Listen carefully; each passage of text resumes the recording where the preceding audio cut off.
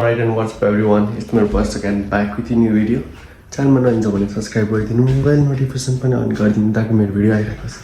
अनि today what's my plan, आज मेरो प्लान भनेको फिसिङ जाने छ। अनि अहिले चाहिँ म भर्खर उठेको, आज 12 बजे छ दिउँसोको। अनि म चाहिँ हिजो चाहिँ ढिला आइरहेको थिएँ कामबाट, अनि त्यही भएर म भर्खर उठेर कफी बनाउँदैछु, कफी खान्छु। अनि आज फिसिङ रड लिन जानु छ पहिला। फर्स्ट अफ अल दाइ आउनुहुन्छ 1 बजीतिर, अनि फिसिङ रड लिन जान्छु हल्सिँदै।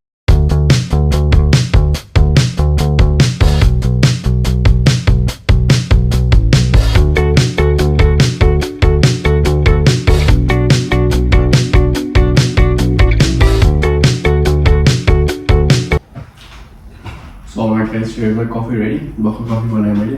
अब हाम्रो प्लान भनेको फर्स्टमा मेरो प्लान फर्स्टमा के छ, रुम मिलाउने छ। किनभने रुम लास्ट टाइम मेक्स गराएको छु मैले, किनभने मेरो लगभग 5 दिन लगातार काम, 6 दिन लगातार काम थियो। अनि लाइक टाइमै थिएन कि बिहान उठ्ने काममा जाने, बिहान उठ्ने काममा जाने गएको थियो।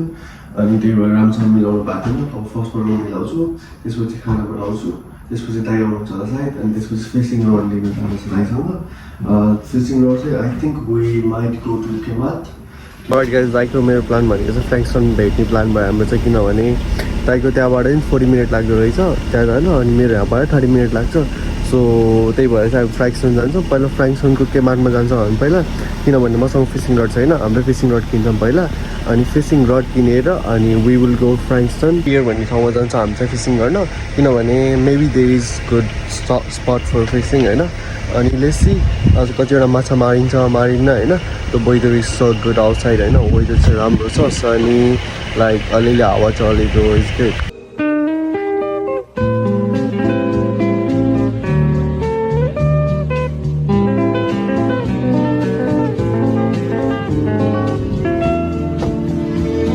Glass checkup guys, how is the glass? म चाहिँ अब गुगल म्याप लगाउँछु, गीत सुन्छु अनि ड्राइभ गर्छु। अनि म चाहिँ मर्निङटन फ्रीवे हुँदै जानुपर्छ। It takes 30 minutes, so see you in केमात।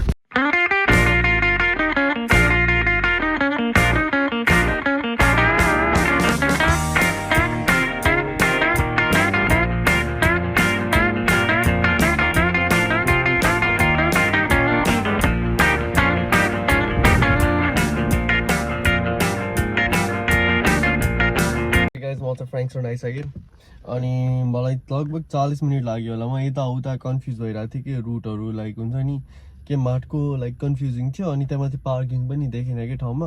अनि यसो यतापट्टि हालेको लाइक पेड पार्किङ रहेछ।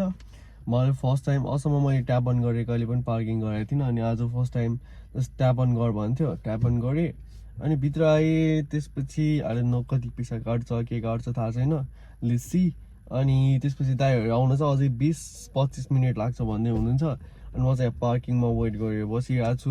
लेट्सी म चाहिँ केमार्ट अगाडि आएर बसिरहेको छु। अनि अगाडि चाहिँ केमार्ट छ, म देखाउँछु। यो चाहिँ केमार्ट हो। अनि म चाहिँ दाइहरूलाई कुटेर बसिरहेको छु। मेबी इन 1-2 मिनट्स दाइ दिदीहरू आइसक्नुहुन्छ होला। लेट्सी हामी चाहिँ केमार्टभित्र आइसक्यौँ।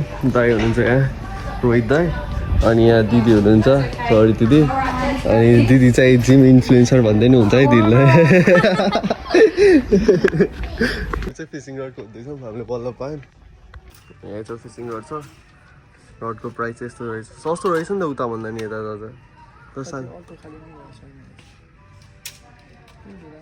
हामीले चाहिँ यो वाला फिसिङ रड लियौँ, यो चाहिँ $30 है। अनि दाइ चाहिँ त्यहाँ अरू स्टप्स हेरिदिनुहुन्छ।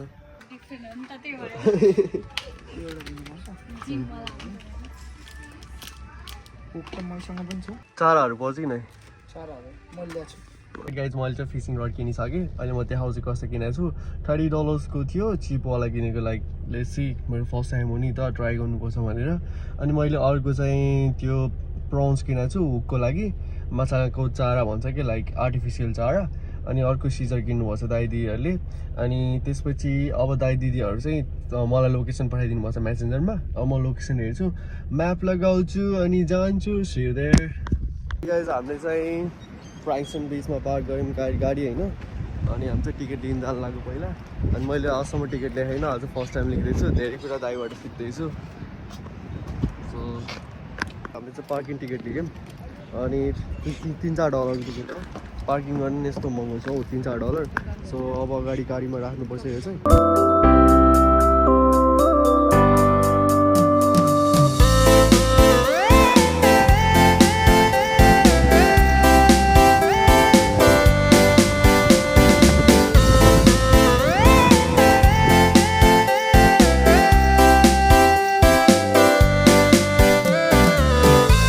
गाइज आज अलि धेरै नै छाल छ यहाँ आई डोन्ट थिङ्क लाइक हेरौँ कतिवटा माछा पर्छ तर यस्तो ठुलो छालमा माछा पछि पर्दैन नो एक्सपिरियन्स अब दाइसँग अलिअलि एक्सपिरियन्स छ दाइसँग भएको सबै एक्सपिरियन्स युज गर्ने हामीले अब त्यो माछाबाट त्यही हो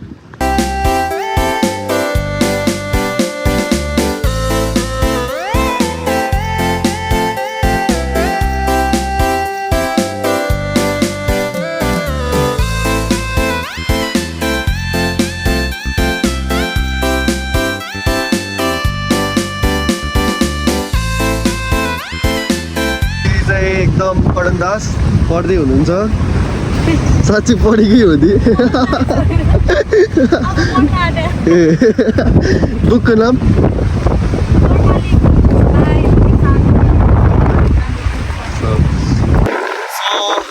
यतापट्टि चाहिँ अहिले पछि घाम दुत्रै गर्छ I hope I can see beautiful things from here as well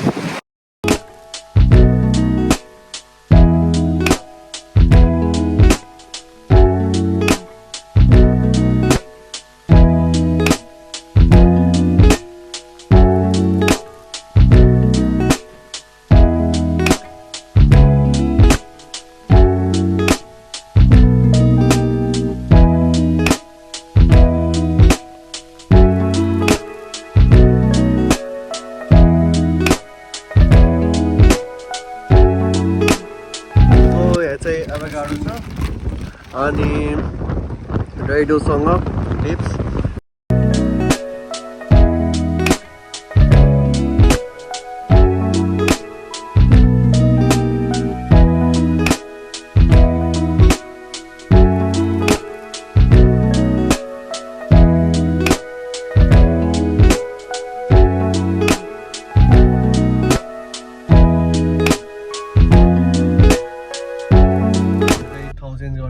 किनभने त्यहाँ माछा परेन अनि हावाहुरी लगाएर पुरै छाल आइरहेको थियो ठुल्ठुलो अनि त्यहाँ माछा परेन त्यही भएर हामीले चाहिँ ठाउँ चेन्ज गर्नु लाग्यो अनि ठाउँ पनि चेन्ज भन्नाले अलिकति अर्को साइडतिर जानु लाग्यो होइन so see you there let's see if I can catch fish or not तर I don't think I can catch today but alright दिदीहरू चाहिँ अगाडि हुनुहुन्छ अनि म चाहिँ नि पछाडि छु त्यो चाहिँ यता दिदीहरू हुनुहुन्छ होइन त्यहाँ चाहिँ पार्क गर्दै हुनुहुन्छ त्यसै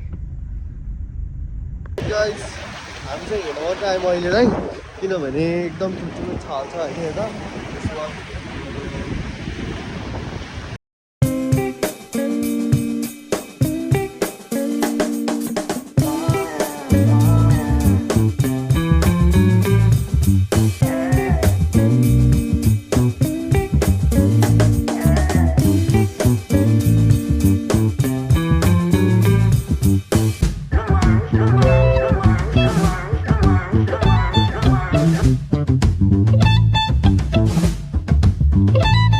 हामी चाहिँ एकछिन बस्छौँ होला फिसिङ गर्नको लागि बेसी 5 बजी चाहिँ हावाहुरी बन्द हुन्छ भनेर लेखिरहेको छ वेदरमा अब हेरौँ है त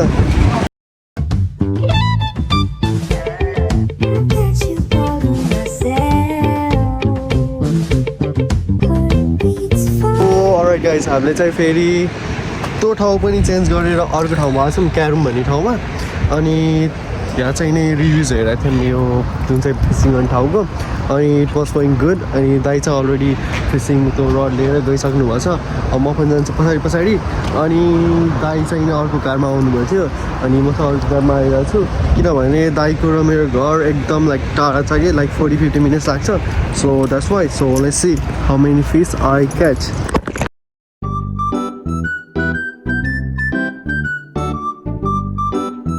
गाइस हाम्रो बल्छीमा चाहिँ एउटा माछा पनि परेन बेसी अझ पनि होप छ होइन अनि स्टिल दाइले त्यहाँ बनाउँदै हुनुहुन्छ अनि मैले चाहिँ होप हारेर लाइक छोडिसकेँ म चाहिँ हाम्रो चिया रेडी भयो चियावाला दिदीले चिया बनाउनु भएको थियो अनि दाइले चाहिँ हुक बनाउँदै हुनुहुन्छ अझै पनि बिहानदेखि अनि प्रशान्त छ त्यहाँ प्रशान्त महासागर साबक चिया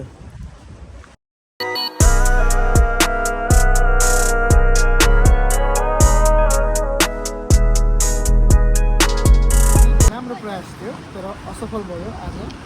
सो अलराइट गाइज हामी वाक्क दिक्क प्याक्क भयो माछा समात्दा हामीले धेरै माछा समात्यौँ त्यही भएर अब घर जानु लाग्यो माछा एउटा पनि परेन त्यही भएर घर जानु लाग्यो expectation versus reality so is that one just hope अर्कोचोटि मैले माछा समात्न सक्छु होला त्यही भन्ने आशामा यति नै गरेर म आज ब्लग अन्तिम गर्न चाहन्छु हस्त धन्यवाद नो मोर फिसिङ